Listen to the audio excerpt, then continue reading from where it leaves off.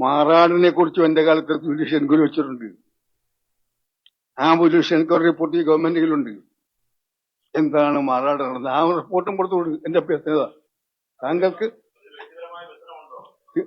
എന്റെ കാലത്ത് നടന്നുള്ള എല്ലാ ഇതുപോലുള്ള ആക്ഷൻസ് എല്ലാം ദുഃഖം ചെയ്യും.